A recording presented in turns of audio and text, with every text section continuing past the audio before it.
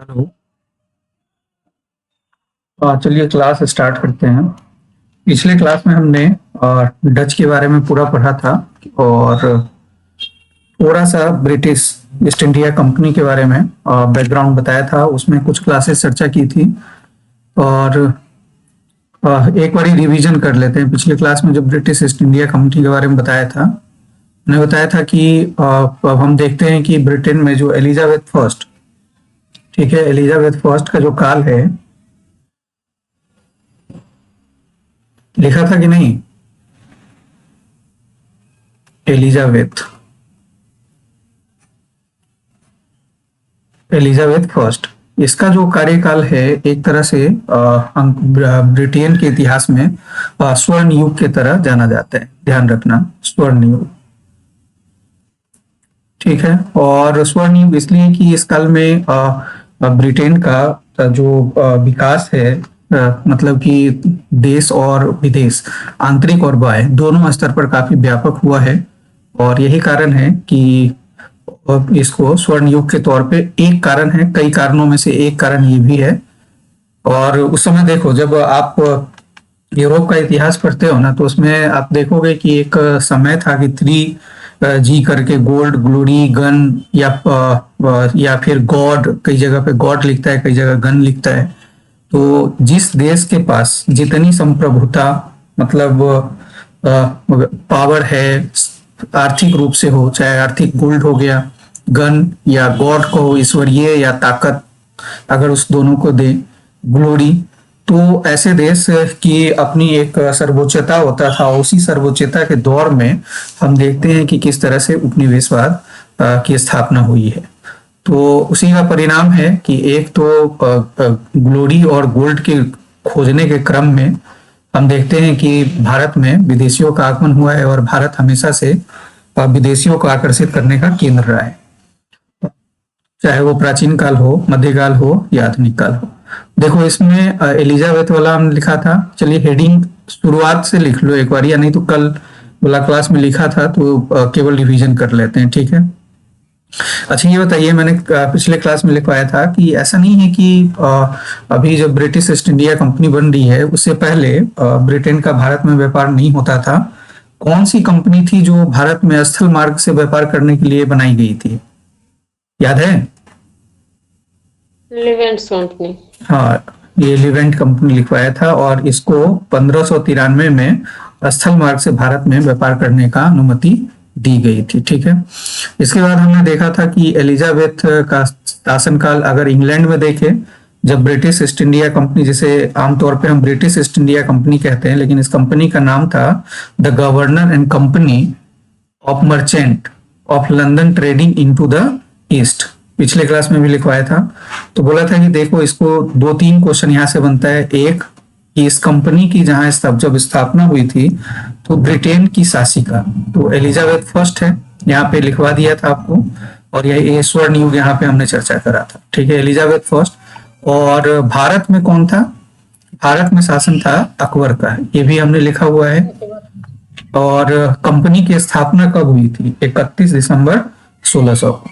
तो यहाँ पे ब्रिटिश ईस्ट इंडिया कंपनी, और नीचे लिख लेना कंपनी का पूरा नाम, the governor and company of merchant of London trading into the east Indies, ठीक है।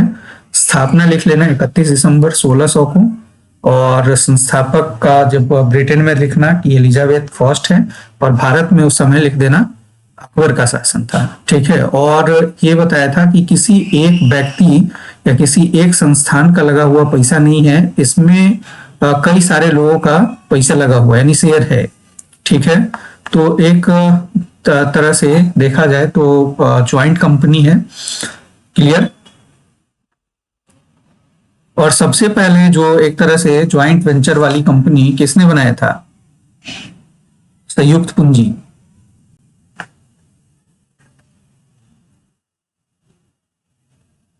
लिखवाया था ना कुछ डच के बारे में कुछ।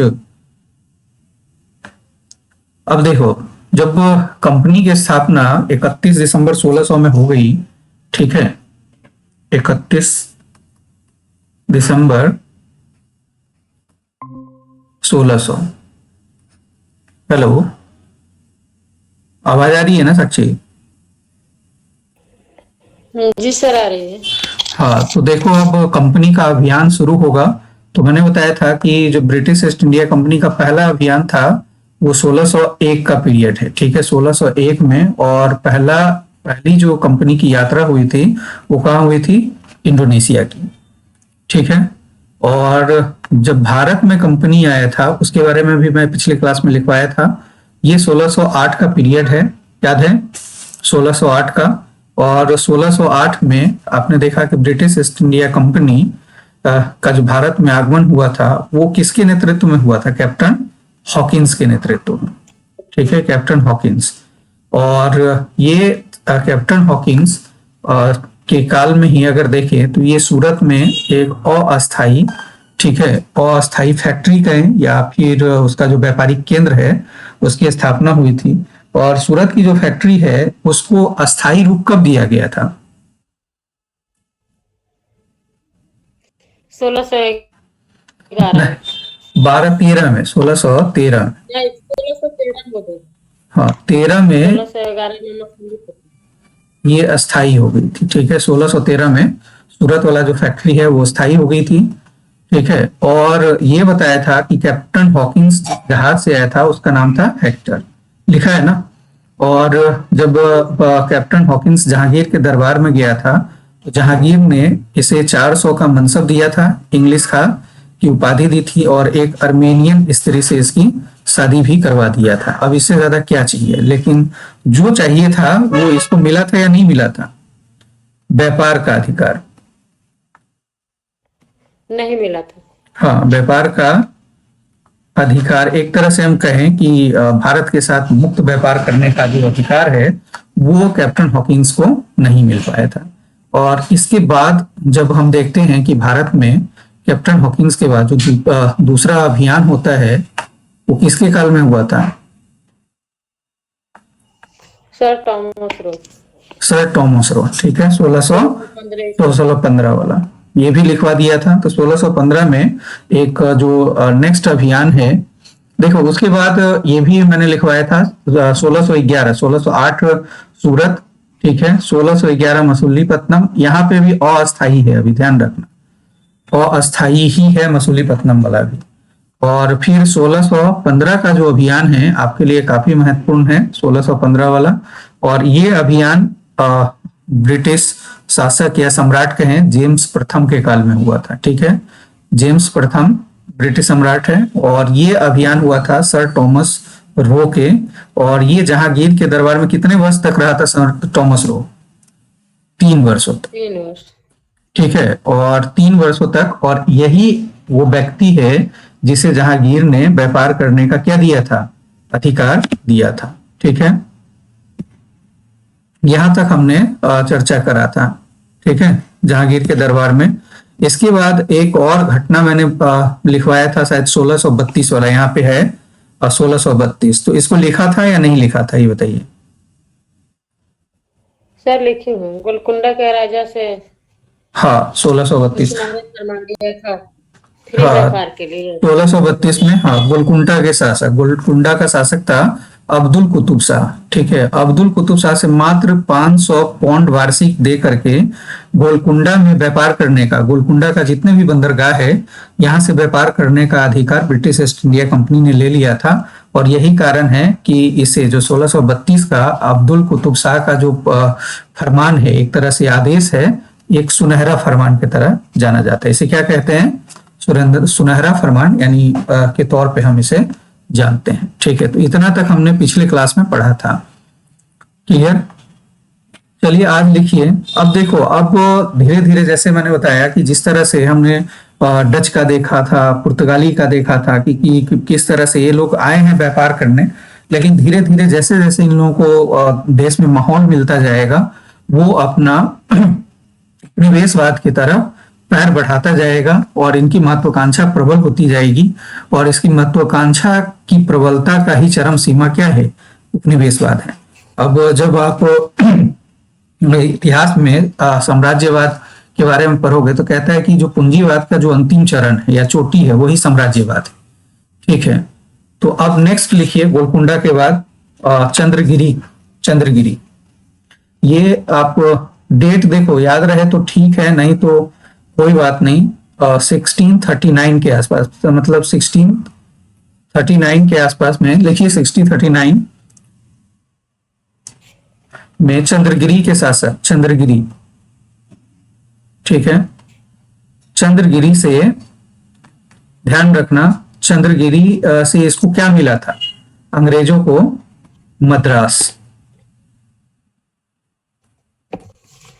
ठीक है, मद्रास का पट्टा प्राप्त हुआ था।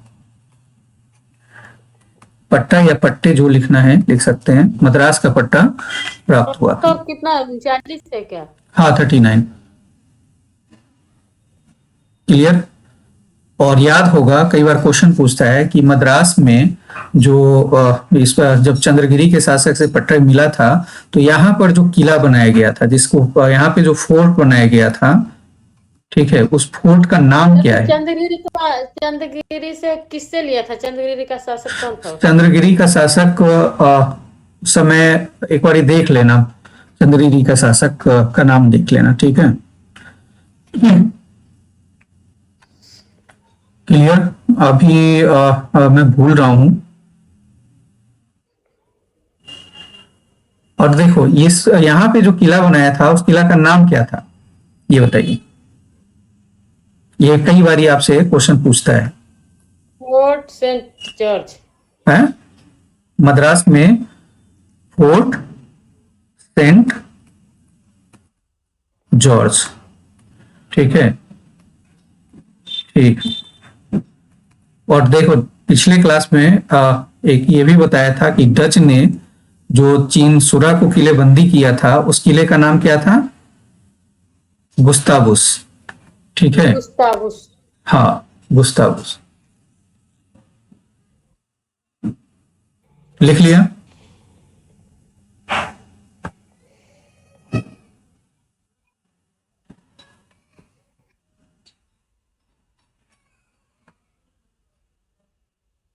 चलो फिर आगे लिखिए। अब देखो, अब हमने देखा कि मद्रास, मद्रास के बाद हमारे लिए महत्वपूर्ण कौन सा हो जाता है?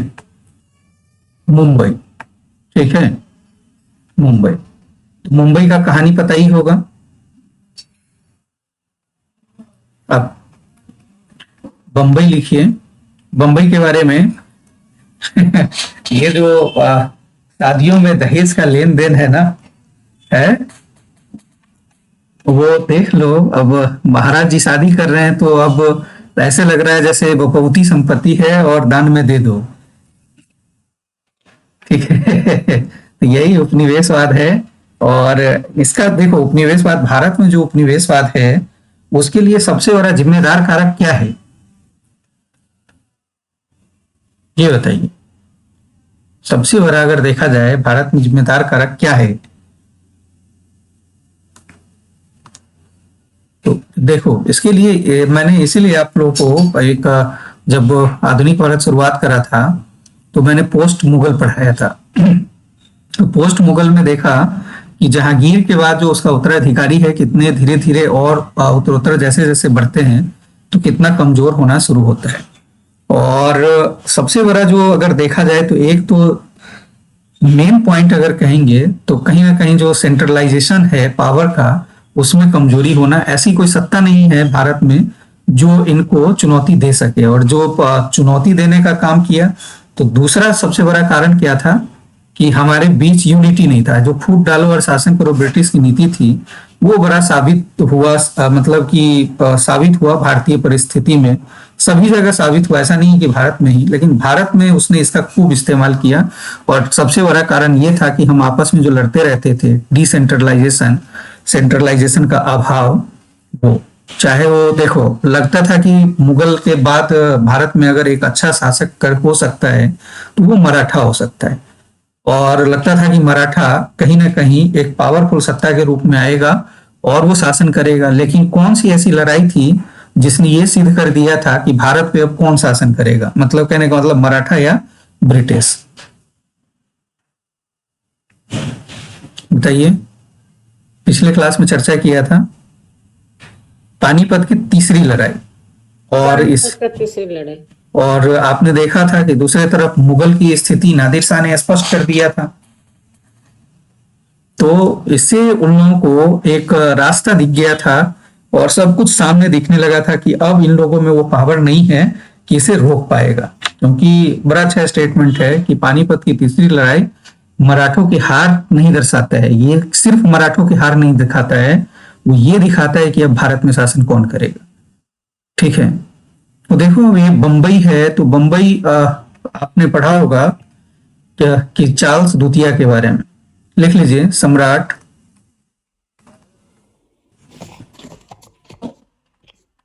चार्ल्स द्वितीय सेकंड।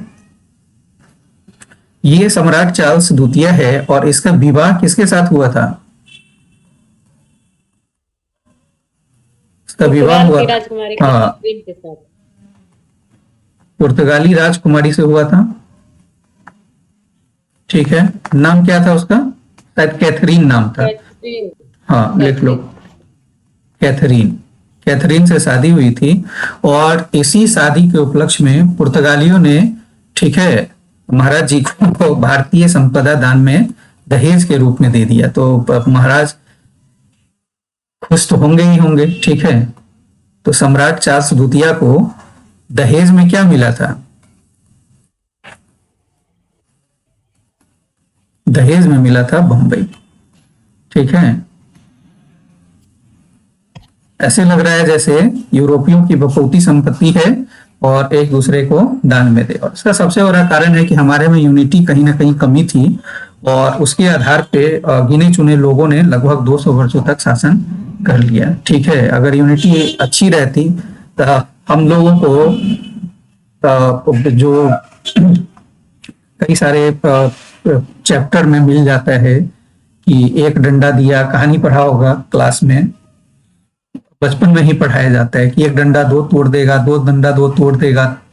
ठीक है, और चार पांच डंडे एक साथ देने पे बच्चा नहीं तोड़ पाया था। तो उसको शिक्षा ये मिलती है कि यूनिटी हमारी स्ट्रेंथ है, लेकिन उसका अभाव कहीं ना कहीं आपको देखिए, जिस भी क्रांति में देखो शुरू से लेकर के 1857 की क्रांति इतना भयावह थी, लेकिन तो इसकी उसमें भी शादी 64 में हुई थी। है। शादी 64 में हुई थी। नहीं, 61 में ही बम्बई मिल गया था ना, तो 61 64 में शादी हुई थी, किसने बोला? नहीं, वही तो मैं एक डेट कंफ्यूज हो रही तो पूछ रही हूँ। डेट नहीं लिखा है क्या मैंने? बताया बताया तो था शायद। लिख नहीं। लो, नहीं लिखा है तो 1661 लिख लो, 1661 ईस्वी। ठीक है, बाद में देखो ये अब चार्ल्स द्वितीय ने इसे क्या करा था? इसे बंबई को चार्ल्स द्वितीय ने, लिख लीजिए, बाद में इसे 10 पौंड वार्षिक, 10 पौंड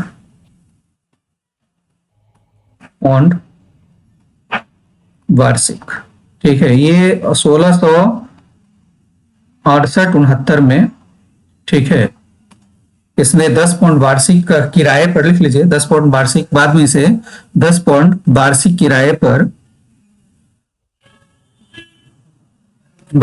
पर ब्रिटिश ईस्ट इंडिया कंपनी को दे दिया गया। यह कंपनी को दे दिया गया। ठीक है,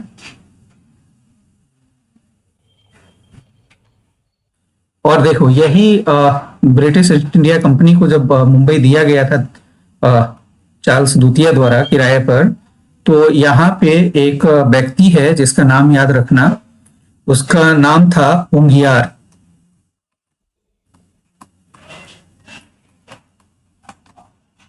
ठीक है, और इसी ने क्या किया था, बंबई का एक तरह से कहा जाए कि बंबई का जो वास्तविक निर्माता अगर देखा जाए, बंबई का जो शहरीकरण करने का जो तरीका कैसे होगा, शहरीकरण वहां का विकास कैसा होगा, एक तरह से जो ढांचा का, शहरीकरण के ढांचा का जो निर्माता है वो ओंगियार है। ठीक है, तो लिख लीजिए, जिसे बाद में 10 पौंड वार्षिक दर पर किराए पर ब्रिटिश ईस्ट इंडिया कंपनी को दे दिया गया।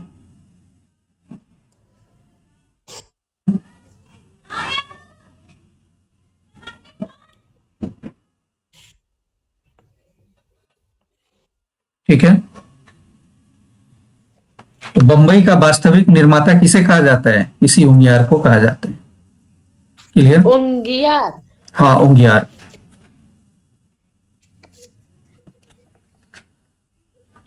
देखो, एक घटना ये 68 से याद आया, 68 में एक और घटना घटी थी, चाहो तो लिख लो। 68 का एक घटना है, नोट डाल करके लिख लेना, कहीं पूछ सकता है। 1668 ईस्वी का, ठीक है, लिख लो 1668 ईस्वी।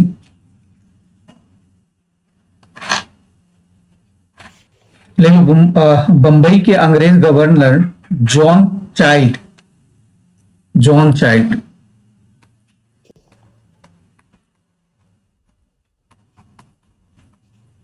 जॉन चाइल्ड, ठीक है, लिखिए चाइल्ड ने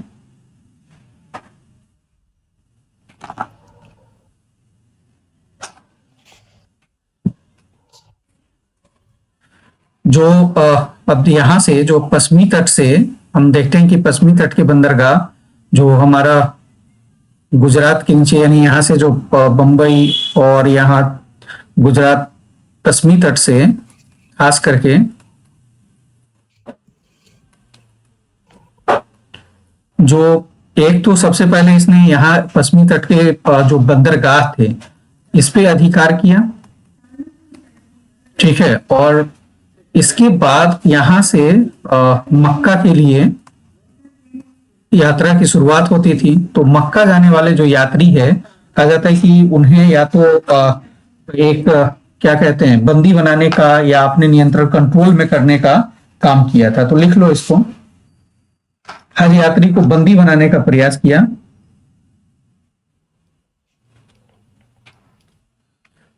हज यात्रियों को बंदी, एक तो पहले लिख लेना कि पश्चिमी बंदरगाहों का अधिकार एवं मक्का जाने वाले यात्रियों को प्रभावित किया, ऐसे लिख लो, प्रभावित किया। तो इसके परिणाम स्वरूप अभी शासक कौन होंगे? परिणाम स्वरूप लिख लेना, परिणाम स्वरूप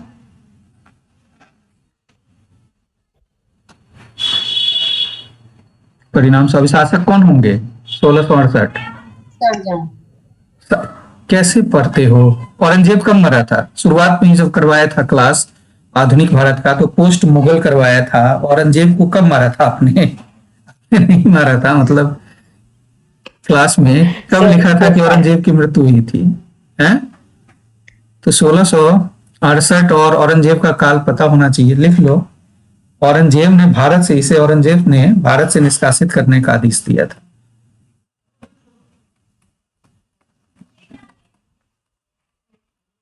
औरंगजेब द्वारा इसे भारत से निष्कासित,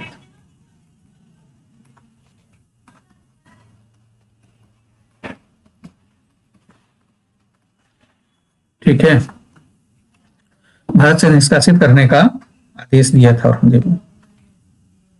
क्लियर? अब देखो, अब जो कर्नाटक का युद्ध वगैरह है वो सब हम बाद में देखेंगे। अभी थोड़ा सा पहले हम ब्रिटिश उपनिवेशवाद में किस तरह से धीरे धीरे विस्तार हो रहा है वो पहले पढ़ते हैं। युद्ध वगैरह के बारे में हम बाद में देखेंगे, ठीक है। अब देखो, जब अब हमने देखा कि किस तरह से पूरब में हमने मुंबई, सूरत, ये सब चीज देख लिया। तो अब हम आते हैं पूरब की ओर। पश्चिम में देखा हमने, तो पूरब की ओर आ जाओ। अब देखिए, जिस तरह से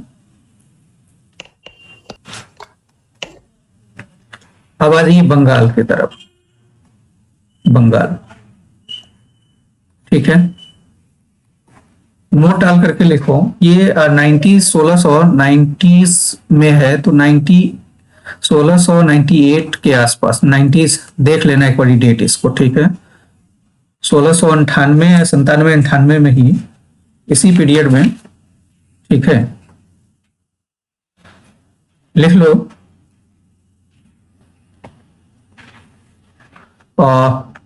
बंगाल की तरफ देखो, बंगाल में इसको लिखने से ज्यादा समझिए। यहां पर बंगाल का जो एक जमींदार था, इब्राहिम खां, जमींदार था इब्राहिम, ठीक है। इब्राहिम खां। तो इब्राहिम खां से इसने मात्र अगर देखा जाए तो कुछ ही रुपया में, यानी 1200 या 1300 रुपया में, ठीक है, दे करके इसने 3 गांव,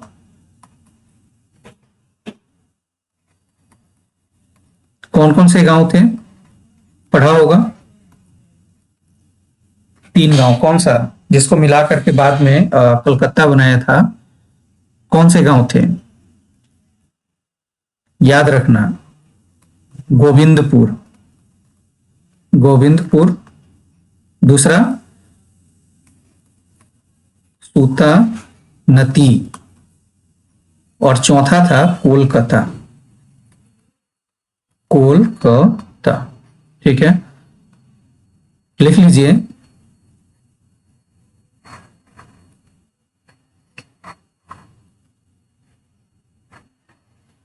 लिख लिया?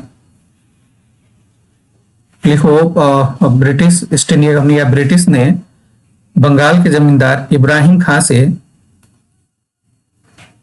3 गांव, गोविंदपुर, सुल्तानती और कोलकाता, कोलकाता, ठीक है, 1200 रुपये में प्राप्त किए, मात्र 1200 रुपये में, ठीक है। और बाद में देखो, बाद में इन तीनों को मिला करके, ठीक है, इन तीनों को मिला करके एक व्यक्ति है जॉब चरनोक, याद रखना, जॉब चरनोक, ठीक है।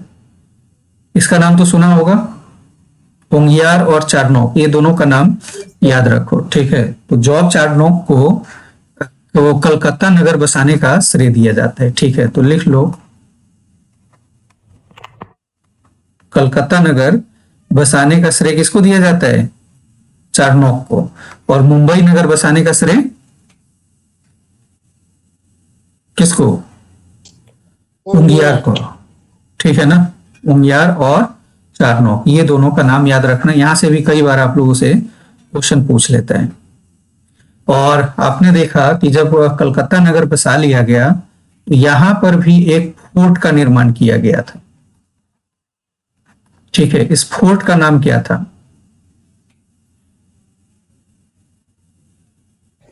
Fort William.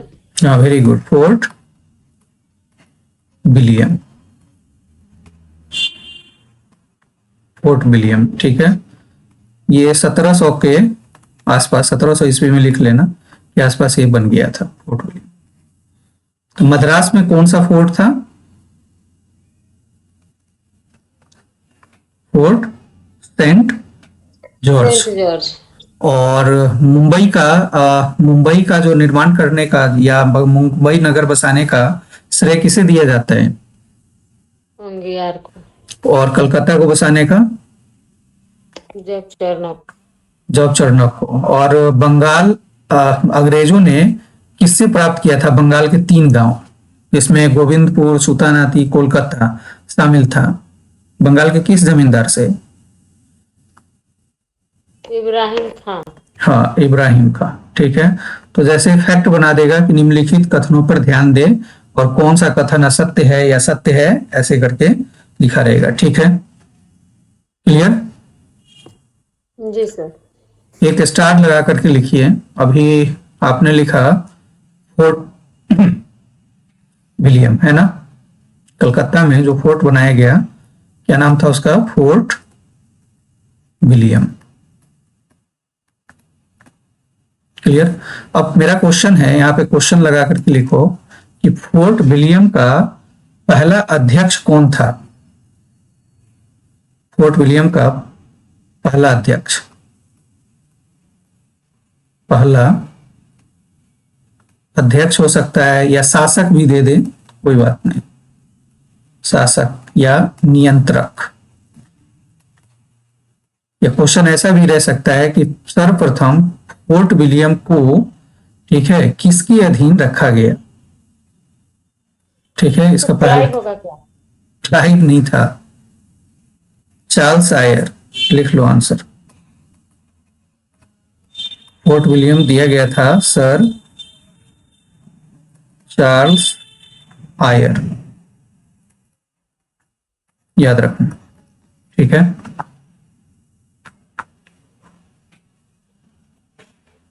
क्लियर। जी सर।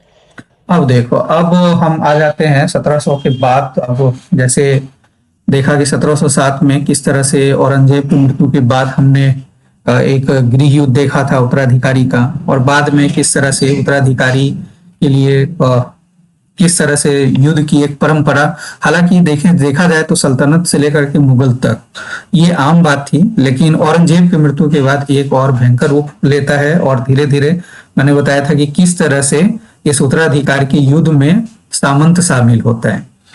तो अब हम आ जाते हैं और आगे, और एक और स्टार लगा करके एक और पॉइंट लिख लीजिए।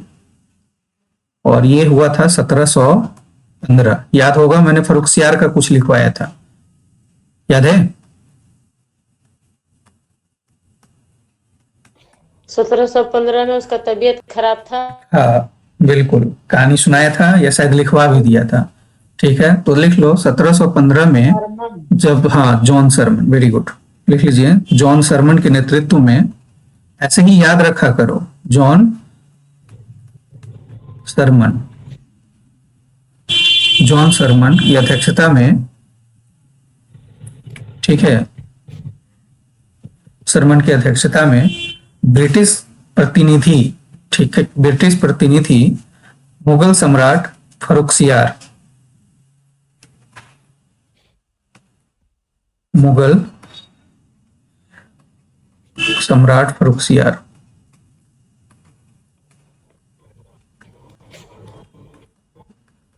ठीक है, फर्रुखसियार से मिलने आया था। फर्रुखसियार, पेन से लिखने में बड़ा दिक्कत होता है। फर्रुखसियार से मिलने के लिए आया था, और यही कहते हैं कि एक एहसान, अब बेचारा एक लंबे बीमारी से परेशान था, और कई जगह पे फोड़ा लिखता है। तो अब स्वाभाविक है कि अब एहसान का जो नहीं कहते, एहसान का बदला भी इतना बड़ा नहीं होना चाहिए था, लेकिन इतना खुश हो गया कि, कहा जाता है एहसान का बोझ बड़ी भारी होता है। हाँ, तो वो सधाने के लिए इसने क्या करा था, इस प्रतिनिधि मंडल में, अब जब वो बीमार था बेचारा, जॉन सरमन के नेतृत्व में प्रतिनिधि आया था मंडल एक, तो उसमें एक व्यक्ति था डॉक्टर हैमिल्टन, ठीक है, डॉक्टर हैमिल्टन, ध्यान रखना, हैमिल्टन। और इसने उसका उपचार किया था, लिख लीजिए। उस प्रतिनिधि मंडल में जॉन सरमन के नेतृत्व में एक प्रतिनिधि मंडल मुगल सम्राट फर्रुखसियार के दरबार में आया था, जिसमें डॉक्टर हैमिल्टन भी शामिल था, जिसने फर्रुखसियार का उपचार किया। ठीक है, फर्रुखसियार का उपचार किया।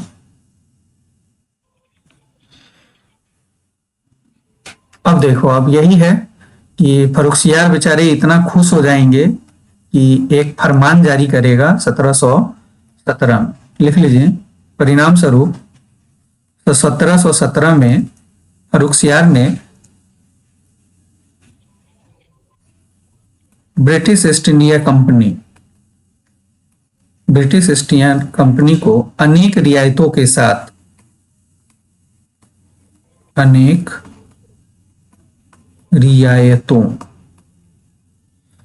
ठीक है, अनेक रियायतों के साथ एक फरमान जारी किया।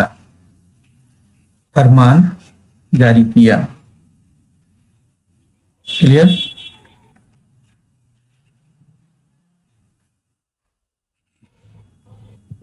फरमान जारी किया, और इसी फरमान को हम क्या कहते हैं, जिसे हम किस रूप में जानते हैं? Magna carta. हाँ, क्लियर?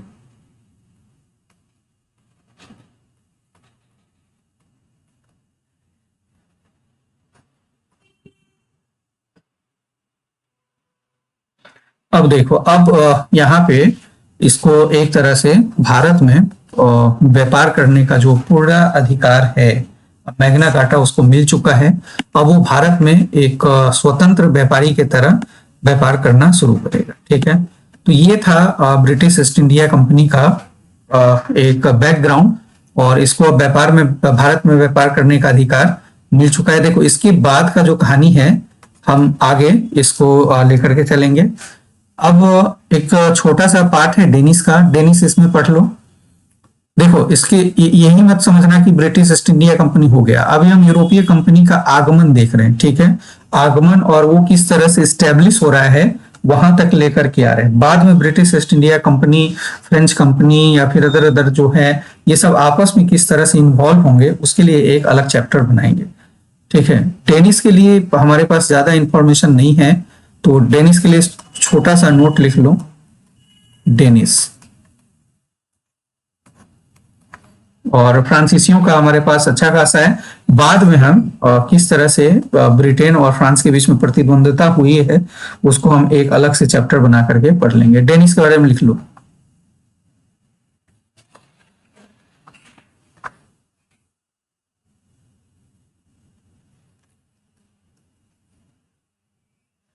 देखो ये डेनिस कंपनी का नाम था, इसका जो 1616 में भारत आया था ये कंपनी, और कंपनी का नाम था Danish East India Company, Danish East India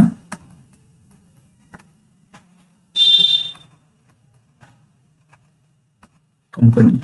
ठीक है, डेनिस ईस्ट इंडिया कंपनी।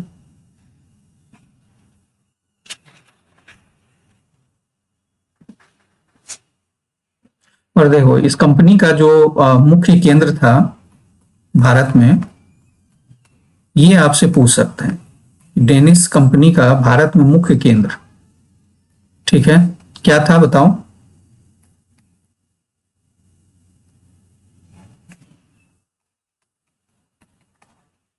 मुसोलिनीपट्टनम में। नहीं, बंगाल स्थित श्रीरामपुर। श्रीरामपुर, ध्यान रखना। क्लियर।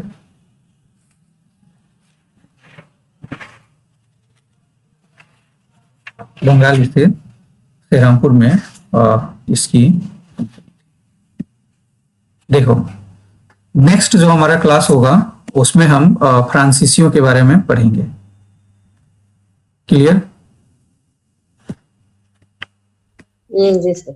हाँ, अब जैसे देखो इसमें कुछ चीजें हैं जो फैक्ट है उसको तो याद रख लेना, और साथ के साथ देखो अगर हो सके तो एनसीईआरटी का बुक है आपके पास, पुरानी वाली या नई वाली जो भी। हाँ वो जो है एनसीईआरटी वाला। तो एनसीईआरटी है तो साथ के साथ देखो एक उसमें चैप्टर है शायद यूरोपियों का आगमन, है ना। जी। तो यूरोपियों का आगमन चैप्टर को एक बार ही रीड कर लेना। इससे क्या होगा, देखो यहाँ हम फैक्ट, जो फैक्ट है एक तो हमारा होता है क्या, कुछ डिटेल में समझा देता हूं मैं, और जो फैक्ट है वहां से मैं तो कोशिश पूरा है कि मैं वहां से जितने भी फैक्ट्स है उसको खींच लेना और आपको लिखवा देना। ठीक है, इसलिए मैंने बोला था कि थोड़ा क्लास डिटेल होगा, और यहाँ पे पढ़ाने में और लिखवाने में टाइम लगता है, और वो पीडीएफ लिख करके लाना और पीडीएफ पे पढ़ाना वो मुझको पसंद नहीं है। इस तरह से पढ़ाना मुझे पसंद है, और पता नहीं अब लोगों को क्यों नहीं पसंद आता है, अब वही समझेंगे। तो एक बार एनसीईआरटी का जो जो चैप्टर जिस तरह से हम कर रहे हैं, अब जैसे फ्रांसीसी हो जाएगा, ठीक है, तो फ्रांसीसी हम फ्रांसीसी व्यापारियों के बारे में पढ़ेंगे, तो वहीं से हम फ्रांसीसियों के साथ ब्रिटिश और फ्रांस के बीच में, ठीक है, शुरुआत करेंगे। या फिर जैसे आपको वहां पे हम जो एक प्रतिस्पर्धा, व्यापार की जो प्रतिस्पर्धा है आप पढ़िएगा वहां पे, कि अब बाद में सबसे बाद में फ्रांसीसी आता है, और फ्रांसीसी बड़ा एग्रेसिव तौर पे आता है। आपने देखा पढ़ा होगा कि किस तरह से फ्रांसीसी एक एग्रेसिव, और ब्रिटेन भारत में काफी दिनों से है, और ये बाद में आकर के एग्रेसिवनेस दिखाएगा तो वो ब्रिटिश बर्दाश्त नहीं करेगा। और यही कारण है कि आंग्ल फ्रांसीसी संघर्ष शुरुआत होगी और उसको कई बार कर्नाटक युद्ध के नाम से हम जानते हैं। कर्नाटक के युद्ध हम पढ़ेंगे, प्रथम सेकेंड, उसके बारे में पूरा डिटेल पढ़ेंगे। तो इतिहास धीरे धीरे अब खुलेगा, ठीक है। तो पहले हम यूरोपीय कंपनी के आगमन, नेक्स्ट क्लास में फ्रांस के बारे में पढ़ेंगे और उसी में हम कर्नाटक युद्ध की शुरुआत कर देंगे, ठीक है। जी सर। और फ्रांसीसियों का आगमन, विस्तार और कर्नाटक युद्ध, नेक्स्ट क्लास का हम टारगेट रखेंगे अधिक से अधिक। और इसी तरह से पढ़िए और एक बार रिवीजन करो। एनसीईआरटी अभी मैंने बताया, एनसीईआरटी यूरोपियों का आगमन एक चैप्टर होगा, उसको देखिए, ठीक है। जी सर। हाँ, वहां उसको पढ़िए। जैसे जैसे चैप्टर यहाँ पढ़ते जा रहे हैं ना, आप उससे ज्यादा पूछ रही थी, एक ही वाला भूगोल का एनसीईआरटी का बुक लेने गई थी, तो उसमें एक बुक लाई हूँ। कौन सा, समझ में नहीं आया कौन लूँ। कौन सी किताब लिया आपने ज्योग्राफी का? अब तो ज्योग्राफी आपका ऑप्शनल रहा है, तो ज्योग्राफी के लिए इतना परेशान होने की जरूरत क्या है? कौन सी किताब लाए आप? मतलब लाई थी कुछ फैक्ट वगैरह, पीटी वगैरह के लिए जो होता है तो। कौन सी है? महेश वर्णवाल?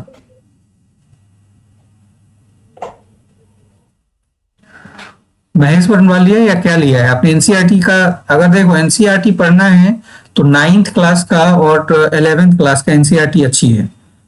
वैसे एनसीईआरटी तो 6th क्लास से 12th क्लास तक पढ़ना चाहिए, लेकिन मान लो शॉर्ट में पढ़ना चाह रहे हो तो 9th क्लास का एनसीईआरटी जरूर एक बार पढ़ लो। और ज्योग्राफी में कुछ क्लास बाकी है, वो मैं कंप्लीट करवा दूंगा, ठीक है। पहले आप पेपर दे दीजिए, पेपर दे दीजिए जब तक इधर क्लास हो ही रहा है।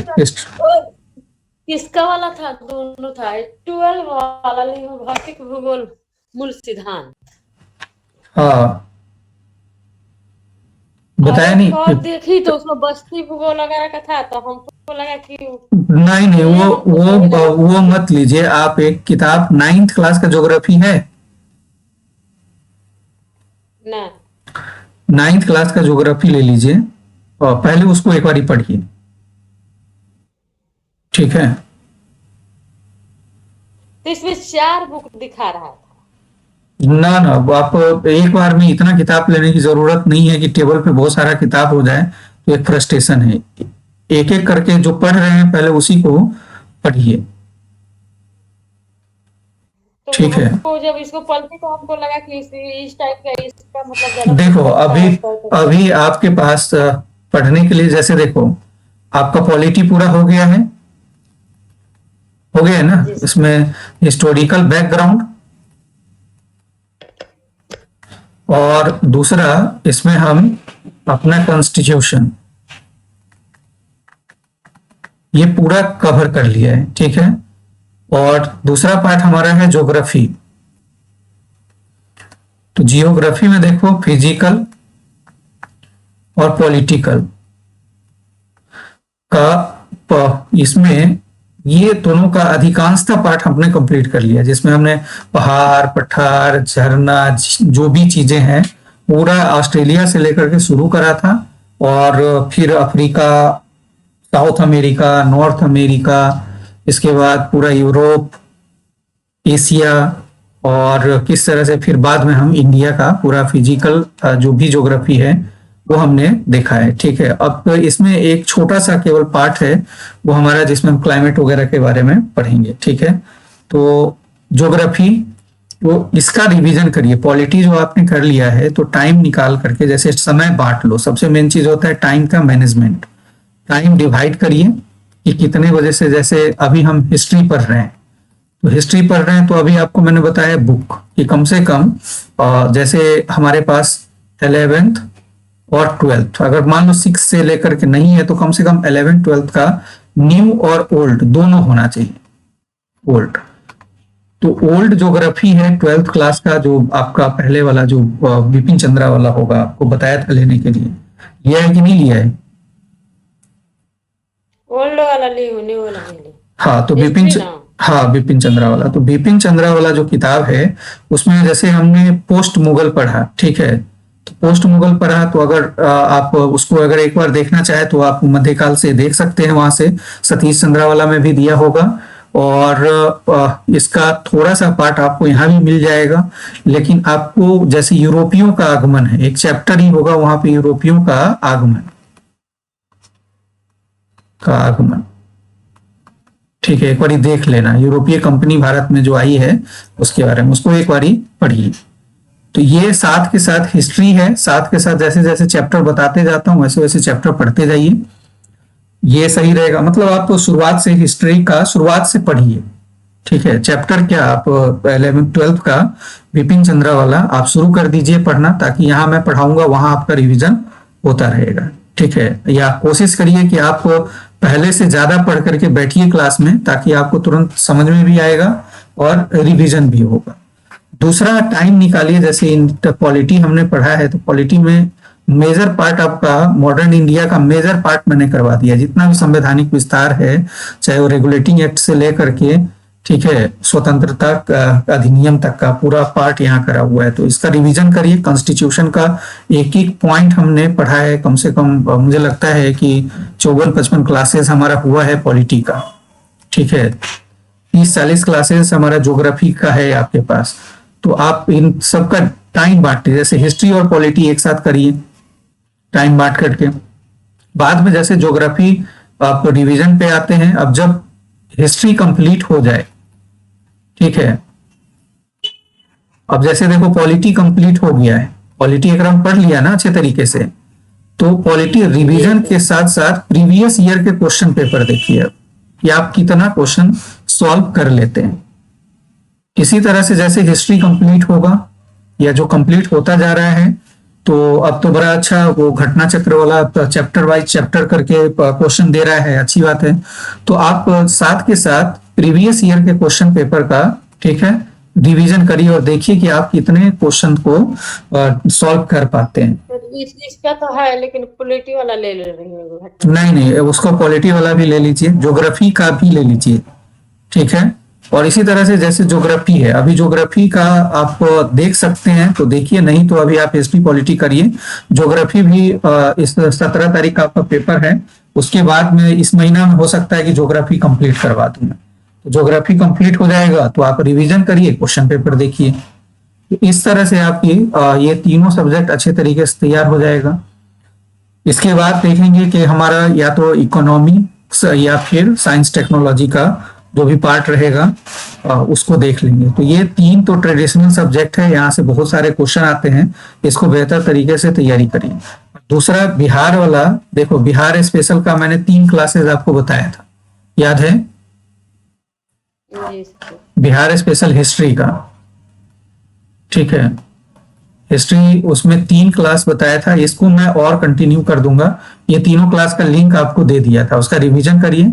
और जैसे जैसे देखो अभी हिस्ट्री पढ़ रहे हैं ना, तो बाद में एक शॉर्ट क्लास में बिहार का, क्योंकि यहाँ पे मैं बताया ही रहा हूँ, और एक अलग से भी बिहार का हिस्ट्री में 1-2-3 क्लास जितना भी होगा, कुछ क्लासेस मैं यहाँ से करवा दूंगा इंपॉर्टेंट। मेरे ख्याल से इसी में हो जाएगा, जो आपको 3 क्लास हुआ है इसका 8-10 क्लास बना दूंगा, कंप्लीट हो जाएगा। लेकिन यहाँ पे भी मैं रिवीजन करवा दूंगा। जैसे देखो ज्योग्राफी, बिहार का पॉलिटी मैंने करवा दिया, पॉलिटी के साथ ही तो पॉलिटी हमारा हो गया। ये कोई ज्यादा बिहार के पॉलिटी कुछ है नहीं ऐसा, केवल पंचायती राज व्यवस्था वगैरह संबंधित है, नहीं तो आपका भारत ही महत्वपूर्ण है। ज्योग्राफी है तो ज्योग्राफी में मैंने आपको एक क्लास का लिंक बताया था, वीडियो का कम से कम शायद 12 या 13 वीडियो है कि नहीं? देखा है उसको कि नहीं? ज्योग्राफी के, बिहार ज्योग्राफी थे और कुछ। हाँ, तो वो तो चैनल पे नहीं है क्या? चैनल पे नहीं है वो। चैनल पे देखो, चैनल पे मैं चैनल पे वीडियो होता है, कुछ वीडियो होता है, सब वीडियो चैनल पे नहीं होता है। उसके लिए आपको बताया था कि वो सारे वीडियो वेबसाइट पे होता है, तो वहां उसका लिंक ले लीजिए वेबसाइट का। ज्यादा नहीं, मुश्किल से मेरे ख्याल से कुछ खर्च आएगा, वो तो मैंने सबके लिए अलाउ कर दिया कि अगर जो देखो जो मेरे यहाँ पढ़ रहा है वो भी जैसे आप लोग हैं, तो आप लोगों के लिए अब जो स्टूडेंट एडमिशन लेगा उसके लिए मैंने इंजीनियर साहब से बात कर ली है, उनके लिए बोला कि कम से कम में आप कर दीजिए। जैसे हमारा देखो 2 पार्ट है, आप लोगों को पता ही है कि जैसे प्री के लिए मैंने फी बहुत कम रखा था। प्री अगर बीपीएससी के लिए देखा जाए, स्पेशल कहो, ऐसा मैं यूपीएससी पढ़ाता हूँ, यूपीएससी टाइप पे बीपीएससी अपने आप आपकी तैयारी हो जा रही है। यूपीएससी यानी आईएएस, ठीक है, कि जो आमतौर पे लोग आईएएस आईएएस करके करते हैं, यूपीएससी एग्जाम लेता है उसका बताइए आपको। तो प्रॉपर पढ़ाने का जो मेरा बेस है, तरीका है, वो आपका यूपीएससी लेवल का ही है। बीपीएससी अपने आप उसमें तैयार हो जाता है। बस यहाँ पे रह गया बीपीएस बिहार स्पेशल, तो बिहार स्पेशल का अलग से ऑर्गेनाइज कर देता हूँ क्लास, ठीक है। प्री का पूरा क्लास कंप्लीट हो जाने दो ना, उसके बाद यूपीएससी खाली न्यूज़पेपर आप पढ़ते रहिए। न्यूज़पेपर करंट आपको देखना पड़ेगा बेहतर तरीके से, तब यूपीएससी का आप एग्जाम में बैठना वहां पे भी अच्छा लगेगा आपको। तो सीसेट है ना, तो हमें कहाँ हो पाएगा मेरे से? तो सी सेट नहीं हो पा रहा है। सी सेट में देखो, सी सेट पास करने का बड़ा अच्छा तरीका है। एक तो मैथ का एक पार्ट है और रीजनिंग, ठीक है। ये दोनों पार्ट अगर आप कंप्लीट कर लेते तो हैं, उसका मैथ और रीजनिंग तो थोड़ा लेवल अलग होता होगा ना? ऐसा कुछ नहीं है कि अलग होगा, तो आप अगर बेहतर तरीके से करेंगे तो हो जाएगा। तो और उसमें देखो कंप्रीहेंशन, हिंदी के भी कंप्रीहेंशन होते हैं और क्वालिफाइंग है, तो अगर अच्छे तरीके से लोग कर लेते हैं तो वो पास कर जाते हैं, ऐसा कोई दिक्कत नहीं है, ठीक है। मेन गेम इस पे थोड़ा सा मैथ और रीजनिंग पे अच्छा काम करने की जरूरत है। और क्वेश्चन पीटी में स्टैंडर्ड, ही होता है वो, सी सेट पीटी में ही ना होता है? हाँ हाँ पीटी में होता है वो। और बाद बाकी तो देखो, बाद बाकी तो सभी सब्जेक्ट वही है जो आप पढ़ रहे हैं। तो इसके लिए भी देखो, इसके लिए मैंने फी केवल रखा था कि बच्चे ज्यादा से ज्यादा बच्चे जुड़ सके, कि यूपीएससी लेवल की तैयारी के लिए 7,500, इससे कम में। और आप आप लोगों से तो और कम कर दिया था मैंने, कितना 5,000 या कितना किया था? 5,000। 5,000 रुपये। अब आप पढ़ रही हैं इतना दिन से, बताइए वास्तविक में 5,000 फी का कोई मतलब है? आपने पढ़ा है, आपको खुद लग रहा होगा, और कई जगह पढ़ा है आपने, तो आप कंपैरिजन करके देख लो, सीधी सी बात है। अब YouTube देखो, YouTube क्या है, YouTube पे बड़ा समस्या है। YouTube पे वही टीचर चल पाते हैं जो, मैं यहाँ पे हिनाई नहीं कर रहा किसी का, अब हम लोग हैं पढ़ाने वाले लोग हैं, हम लोग से हंसी मजाक और वो गप्पे मारना या बात को बढ़ाना या ये सब चीजें नहीं होता। मेरा एकदम मोटिव होता है कि क्लास में पढ़ाने का मतलब है पढ़ाना। ऐसा नहीं है, ठीक है आप बोर नहीं होना चाहिए, 1-2 घंटा तो भाई सिविल की तैयारी कर रहे हैं तो उतना तो झेलना पड़ेगा। और ऐसा नहीं है कि क्लास में, जहां क्लास से रिलेटेड बात में ही अपने आप हंसी आ जाती है। अब क्लास के बीच में बच्चे नहीं होते हैं, यूट्यूब पे जो होते हैं, अगर क्लास थोड़ा भी सीरियस हो तो बच्चे भागना शुरू कर देते हैं। जैसे कई क्लास वगैरह चलता है, मैथ वगैरह क्लास तो कभी ज्वाइन में करते हुए चलाता है लोग, तो उसमें जहाँ से क्वेश्चन टफ होना शुरू होता है ना, वहां से तो बच्चे भागना शुरू कर देते हैं। पहले खूब जोड़ेंगे ज्यादा, हाँ जब बस थोड़ा सा क्वेश्चन का लेवल बढ़ता है तो बस धीरे धीरे धीरे धीरे उन लोगों की संख्या कम होना शुरू हो जाती है। तो मैंने शायद रीजनिंग के कुछ क्लासेस आपको भेजे थे, देखा कि नहीं वो? जी, उसको भी पूरा नहीं देखे और देखे। अच्छा करा, देखने की जरूरत क्या है। सही है, चलो तो वही है। वहां पे यूट्यूब पे सीरियस टीचर को ग्रोथ करना बड़ा मुश्किल है। वहां पे लैंग्वेज में थोड़ा सा फुहरपन होना चाहिए। अब आ करके मुझसे तो ये नहीं होगा कि बोलो जय श्री राम, जय हनुमान, या फिर कोई किसी भगवान का संबोधन या खुदा ईश्वर अल्लाह जो भी है उसका संबोधन। अब मैं एकदम धर्मनिरपेक्ष टीचर हूँ, मुझे इन सब से कोई मतलब नहीं है। धर्म किस तरह से पालन करना चाहिए वो मैं बेहतर तरीके से जानता हूँ और बेहतर तरीके से पालन करता हूँ। ये सब चीजें बहुत सारे लोग यूज करते हैं। उसके बाद एक आवाज में अलग तरह का होना, कुछ टीचर का तो ऐसे ऐसे वीडियो मुझको कुछ लोग भेजते हैं कि मतलब लगता ही नहीं है कि ये लोग टीचर है या क्या है, पता नहीं इंटरटेनर है या फिर एक फुहर अंदाज में पढ़ाना, वो सब चीजें नहीं हो पाएगा मेरे से। तो भले ही जो भी लोग देखते हैं, मायने ही नहीं रखता कि कितना, क्योंकि यूट्यूब से मेरी कमाई नहीं है। यूट्यूब से अगर कमाई का ही जरिया होता तो मैं दिन रात बैठा होता है यहाँ पे। देखूंगा, समय आएगा तब, लेकिन कितना भी समय आएगा तो वो सब काम मेरे से नहीं होगा। यूट्यूब पे भी पढ़ाऊंगा, फ्री में पढ़ाऊंगा, लेकिन पढ़ाऊंगा, भले ही 10 ही लोग क्यों न देखें, पढ़ने वाले देखे बस। चलिए ठीक है, रिवीजन करिए। और देखो, जब जहां पे भी डाउट होता है, एक चीज मैं और बता दे रहा हूं लास्ट में, जितना चीज आपका क्लास हुआ है वो सब क्लासेस रिकॉर्डेड क्लास है और वो वेबसाइट पे अवेलेबल है। तो अगर उसको अगर रिवीजन करना है, क्लास रिवीजन करना है, तो बोलना, मैं इंजीनियर साहब से बात कर दूंगा। उसका एक नॉमिनल फी आप लोगों के लिए 2,000 रुपया, और अदर स्टूडेंट जो रिकॉर्डेड क्लासेस, हमारा जो भी रिकॉर्डेड क्लासेस है, चाहे वो पॉलिटी, हिस्ट्री, ज्योग्राफी जो भी है, वो सारा चीज देख सकते हैं। केवल 4,000 रुपया फी रखा है वहां पे। लेकिन हाँ, उसमें लाइव क्लास अवेलेबल नहीं होगा। लाइव क्लासेस इनको चाहिए, उनको मिनिमम मैंने 7,000 रुपया, 7,500 रुपया रखा है। तो यहाँ पे भी कुछ कम कर दूंगा, मैं 5-6 हजार रुपया कर दूंगा। लेकिन 4,000 रुपया जो ये रिकॉर्डेड है ना, ये हमारा पूरा का पूरा वो एक अलग पार्ट होता है इंजीनियर साहब का, वो खर्च हो जाता है, ये मेरे हाथ में नहीं है। यहाँ जो 7,500 रुपया फी रखा है, ये दोनों का है। मेरा कुछ फी मेरा हो जाता है और कुछ फी इंजीनियर साहब का, मतलब जो हमारा टेक्निकल खर्च है वो हो जाता है। और मान लो खर्च भी नहीं निकलेगा तो लोगों की सहायता क्या कर पाऊंगा मैं। ठीक है, तो आप लोगों के लिए जो स्टूडेंट एडमिशन ले लिए हैं, मैं 2,000 रुपया तक में बात करके, अगर चाहो तो मैं पासवर्ड आईडी दिलवा दूंगा। ये आपकी मर्जी है, दबाव नहीं है। नहीं तो कॉपी में सब लिखा हुआ है ही, नोट लिखा हुआ है ही, वहां से रिवीजन करिए। ठीक है, सोच लेना इस पे।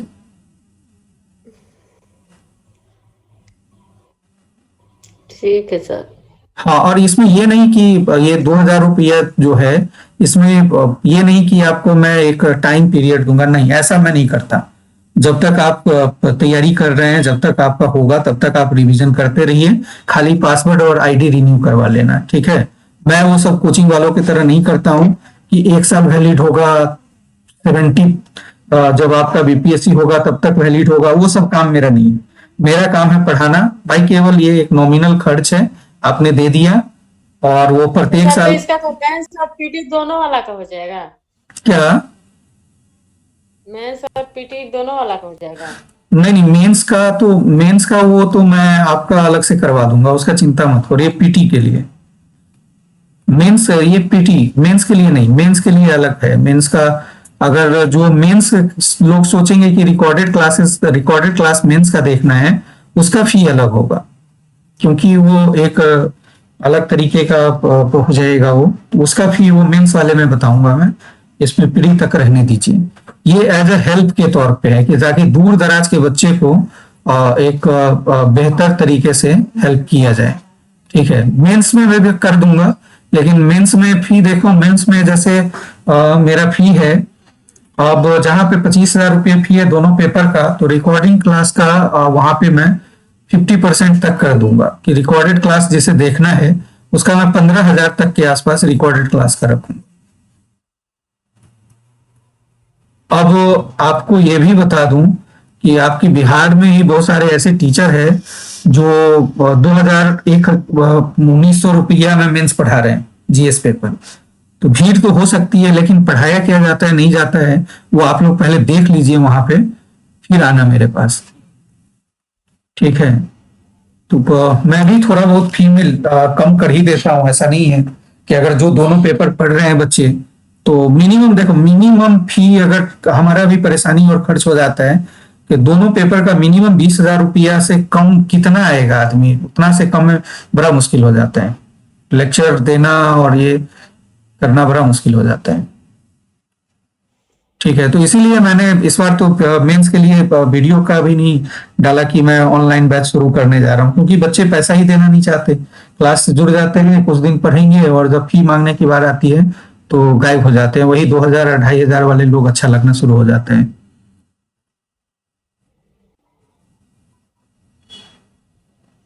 तो आपका तो मैं करवा दूंगा, आप चिंता मत करिए। आप हैं, शैलेंद्र है, पल्लवी है, तो ये लोग शायद अभी टीचर वाला में लगे हुए हैं। तो उसके बाद तो आप लोगों का वो मैं 70 से पहले करवा दूंगा, चिंता मत करिए,